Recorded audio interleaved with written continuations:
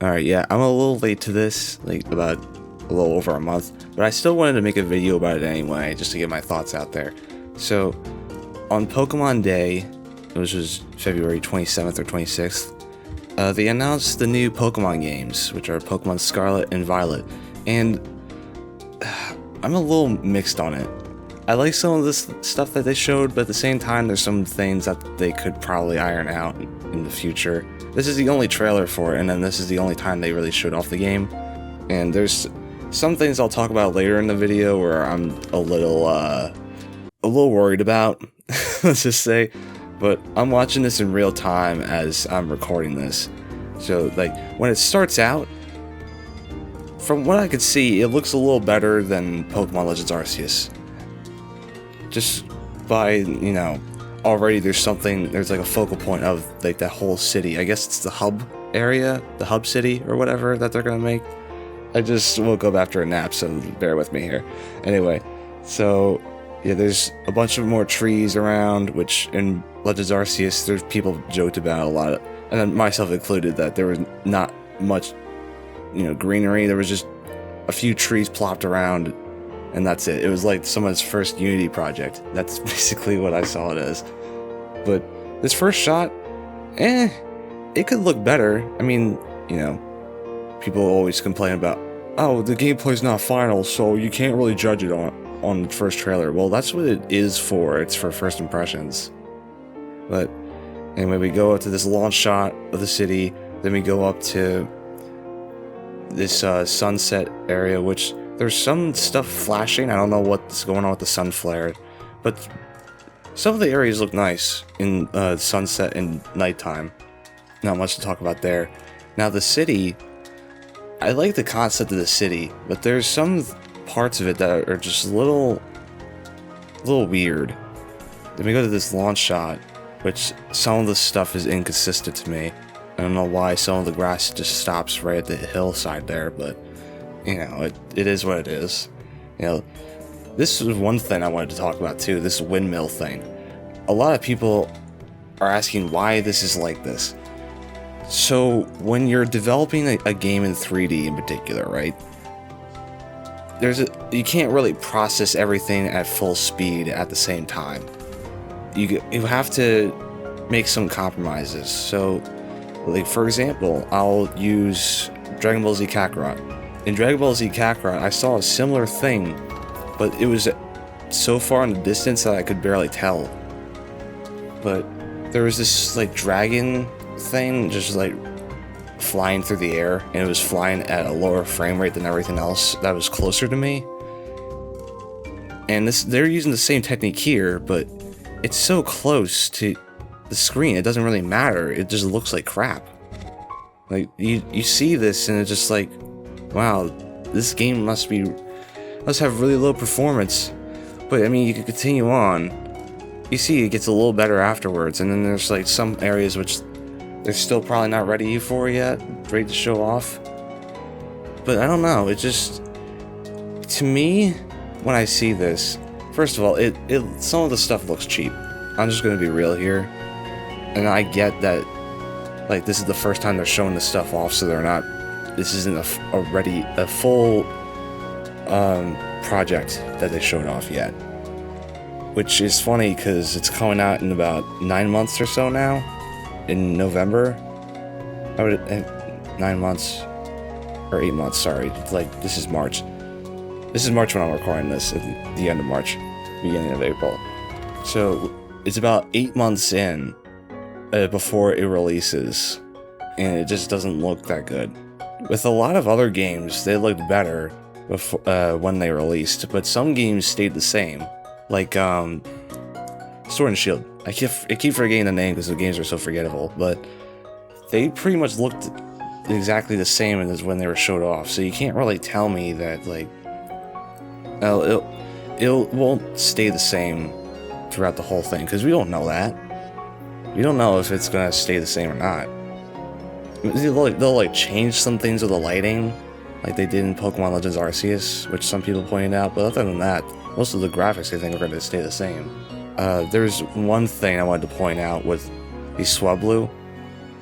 how does Pokemon Company not give Game Freak the amount of time to make a little animation where their talons or whatever are hanging onto the wire? I don't get that. I don't get, like, this one screenshot just sums up everything. It just looks weird. I don't get it. There's not that many people walking through the town, as you can see here. And I know I'm nitpicking for some of the stuff, but it seems like some of the stuff just doesn't have any texture in it at all, really. It just has one color, like on one set of colors, like on the stairs here. Then the mosaic thing is all blurry. The character models and stuff just feel out of place too. But then again, you can argue the case, well, the game's not finished yet, and you're right. I would love to be proven wrong and to have this game, like, blow my expectations away. But at the same time, I just like to ask questions, because while some of the stuff looks good, like some of the Pokemon models, for example, look amazing, which some people will point out too. Which, by the way, I want to bring up that argument too.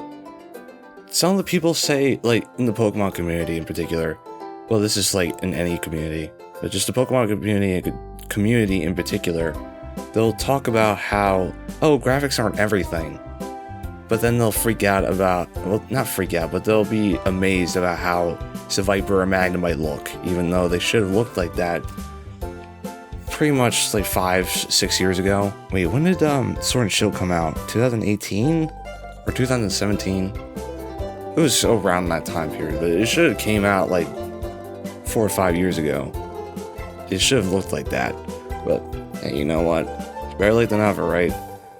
Then you come to the animations again, which are reused over and over again.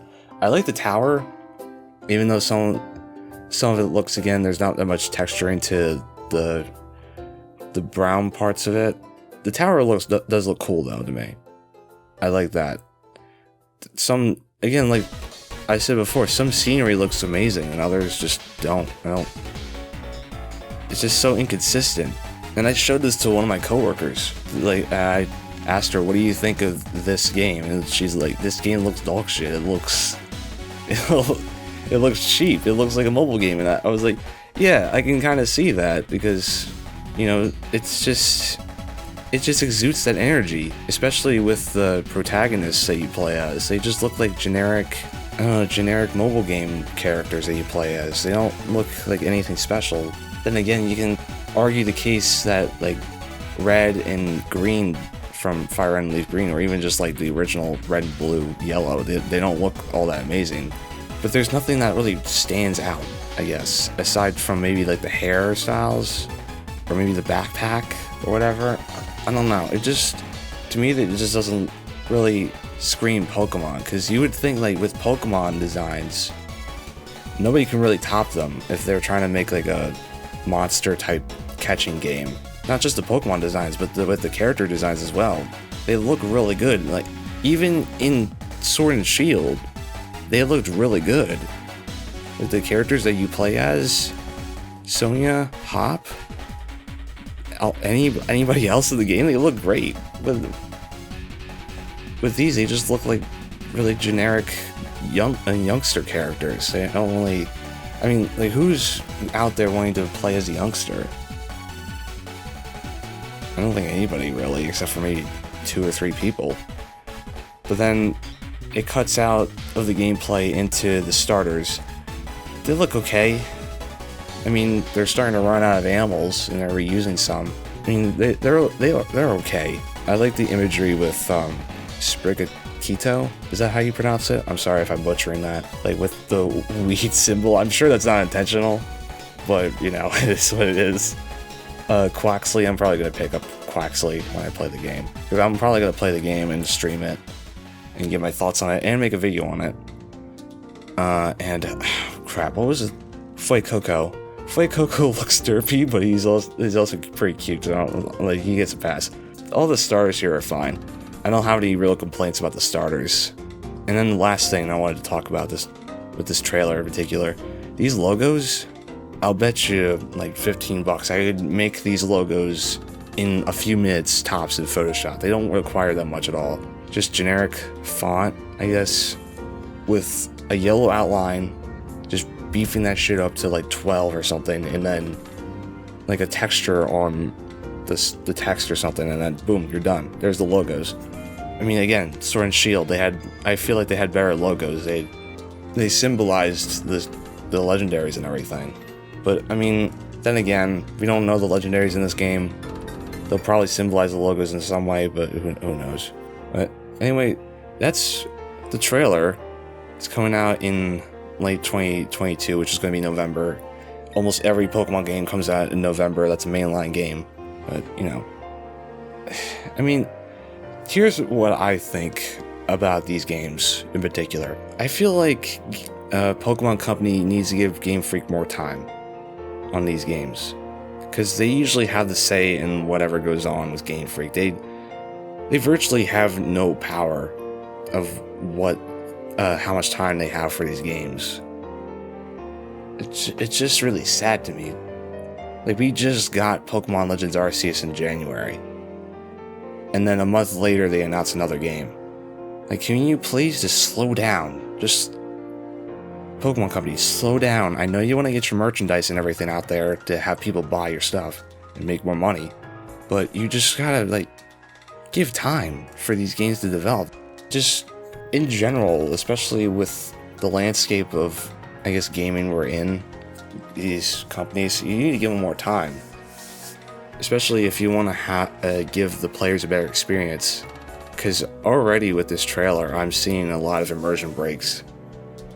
At least to me. I mean, I'm sure a lot of people will be fond of this game, just like they were with Legends Arceus, even though I have some similar problems with that game. I was okay with it. Like, I played through the whole thing, except for the after game stuff with Volo and Giratina. How did I not remember Giratina? It was one of my favorite legendaries in that game. But yeah, I didn't play all of that. I played up to the Dialga and Palkia fight.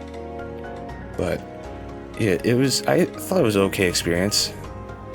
I got frustrated at times because I couldn't catch certain Pokemon, but you know, maybe I was bad at the game, you know? I was probably bad at the game. I kind of rushed through it a little in certain sections just to get to the next area.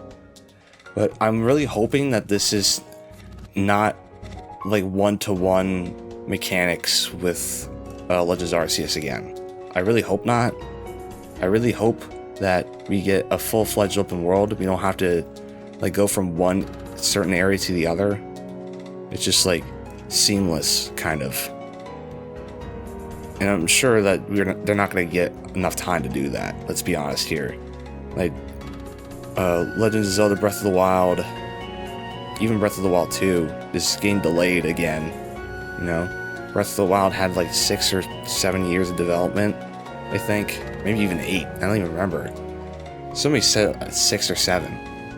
But, you know, the Legends Arceus only had like 2.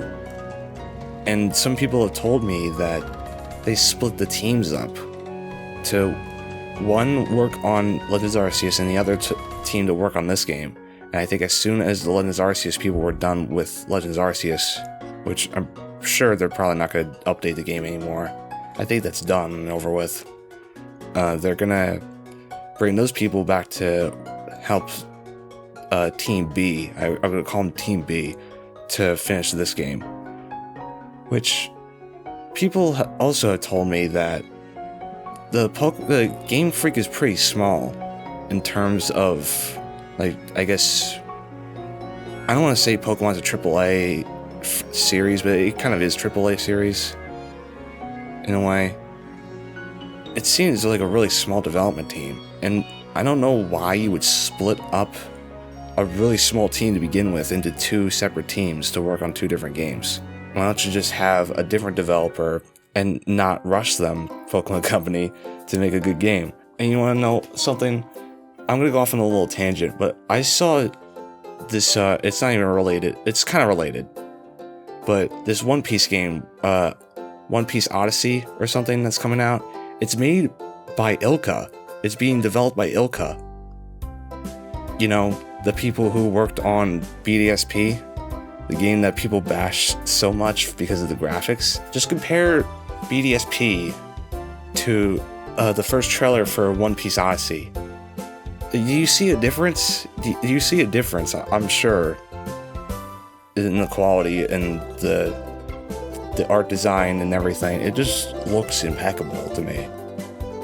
And it seems that Ilka was being rushed so much by Pokemon Company. And I feel like this is going to be happening with this game too.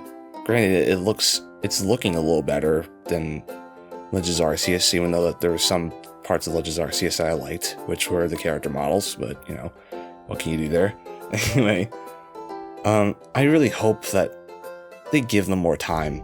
They just delay the game by maybe a few months even.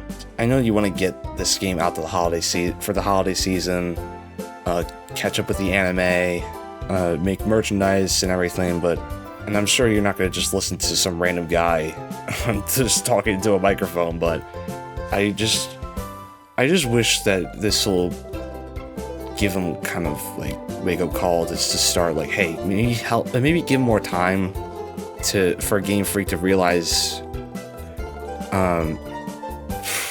what am I trying to say here? Give them more like creative freedom, make them realize their ambitions, stuff like that. I don't know, but that's my little rant on this announcement. What do you guys think? Comment below. If you guys disagree with my points, you can comment that too. I'm totally fine with you guys having different opinions, as long as you're constructive about it and not calling each other names or anything like that. At the end of the day, it is a video game. It's not like, you know, the wars in Ukraine, which, God bless those people, they're going through hell right now. But, you know, and again, at the end of the day, it's a video game. It's something I'm passionate about, though, so it just grinds my gears. It feels like they're just not giving Game Freak the love and care that Pokemon needs. But anyway, I will see you guys with the next video, maybe in about another month or two, because my uploading schedule is so inconsistent.